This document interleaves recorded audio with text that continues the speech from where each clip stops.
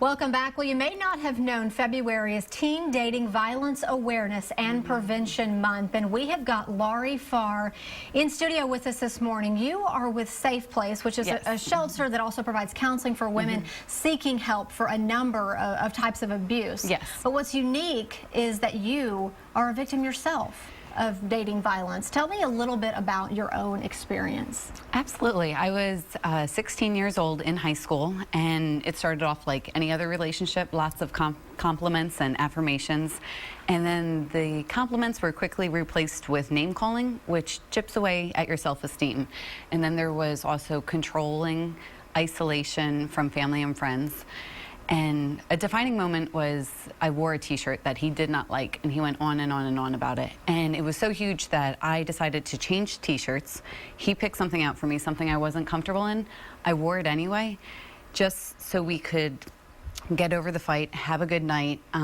But it was a defining moment because ever since then, that became the norm of our relationship. If he was upset, I did anything I could to get him in a better mood, to make him happy and just to alleviate the fight. And ever since then, that was the norm. How long did that go on? It lasted 1 year. And there were many, many times I would break up with him, and he would use suicide as a manipulation tool. He would threaten me that he wrote suicide letters saying that it was my fault. He placed them throughout the house. He gave them to instructors that he was suicidal, that it was my fault.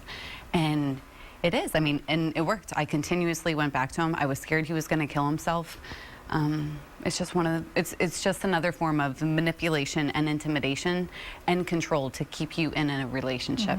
And to you, that probably felt normal at the time. It does, because by the time you get to that point, like I said, your self-esteem is gone.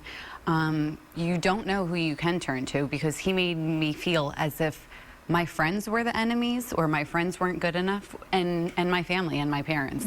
And so it doesn't start with a kick or a punch, because if it did, we would all leave. It starts with compliments, and then it just slowly deteriorates. What should parents know? Because their child likely won't just come out and say this is going on. Right. Absolutely. Parents, they can always talk to their children. They can ask their children, what does a healthy relationship look like for you? You know, does it have good communication? Are you scared? Do you guys respect each other? Do you support one another? And most of all, do you encourage one another? But what to look for for your child is extreme mood swings. If you were once a social butterfly and now you're recluse, that's a huge warning sign. Change in dress. Like if you dressed one way and now you're dressing a completely different way, another sign. Of course, loss in activities, loss in appetite, depression. But I would say mainly if you went from being a social butterfly and now you're recluse, that's a sign. Or being constantly defensive about the relationship, whether you're praising the person or defending the person at all times.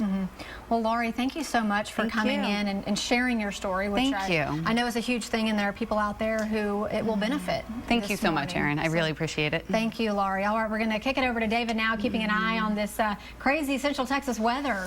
That's right, Erin. That's really no better way to describe